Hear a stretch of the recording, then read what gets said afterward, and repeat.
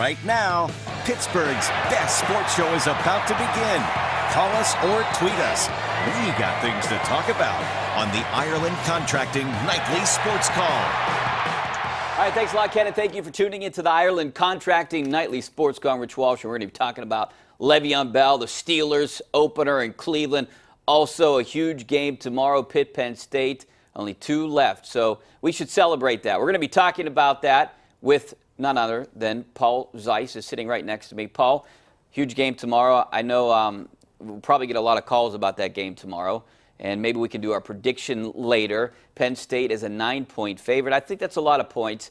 You know what? I don't even really know, because both teams played inferior opponents, I think, last week. So I watched the Penn State game. They didn't look great. They kind of walked through that game. And, you know, Pitt looked good, but it was Albany.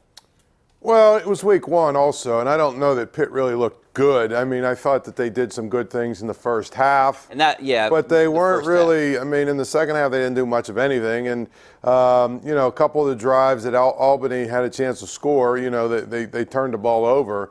So it wasn't like Pitt really just stoned Albany and did whatever they wanted on offense. They got the kickoff return, and then they got an interception return. That's 14 points right there. You know, so I think there's a lot to learn about both of these teams. I don't know if we really know anything about either of these teams. You know, in Penn State's case, week 1, a lot of new players on defense. All you're really trying to do is survive. You know? Yeah.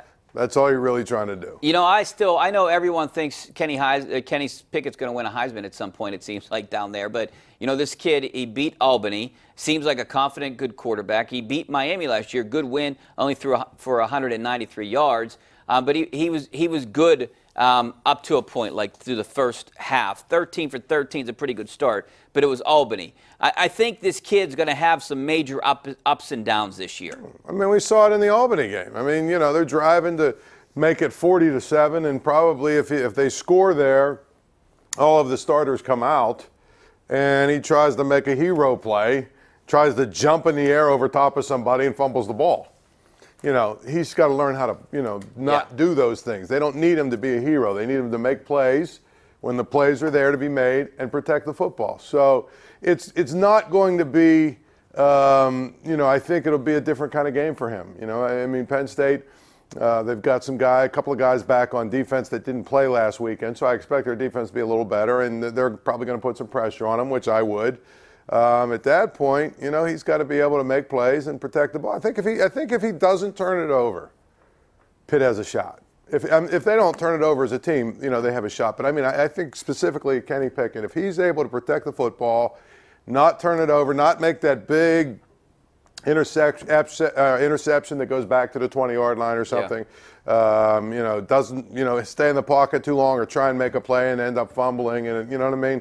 If he can avoid those big mistakes, I think Pitt has a shot. But the other part of it is Pitt's got to figure out what they're going to. I mean, for my money, Trace McSorley is the best quarterback in the country. So what you got to deal with him. And they have him in those, you know, it's like the new what's the new term, the football RPO. That's like, you know, RPO, option. You know, run pass option, which I mean they've been doing these things for years in college football. They didn't call it RPO, but now, you know, it's like, oh, we got to use the word RPO because it's like the new. But to me, I look at it and say he's going to be basically run pass option every play. And he's really good. And the other part of it is he's the kind of guy that can look horrible for 3 quarters and then tear your heart out in the 4th quarter. I mean, when the money's on the line, he's the guy you want to have the ball in his hands. Yeah, and he did it to a lot of Appalachian State fans last week, leading Penn State to a win there. They needed 2 touchdowns, 1 at the end of the game and 1 in overtime, and he led the way along with Miles Sanders. So you'll see both those guys tomorrow. Trace McSorley and Will Grier. He's another good quarterback in West Virginia, 2 of the top quarterbacks in the country right around this area. We're going to take a break. We're going to be talking about the Steelers and their opener coming up next, too. Le'Veon Bell still not on the south side. 412-575-2600 is the number. Give us a call.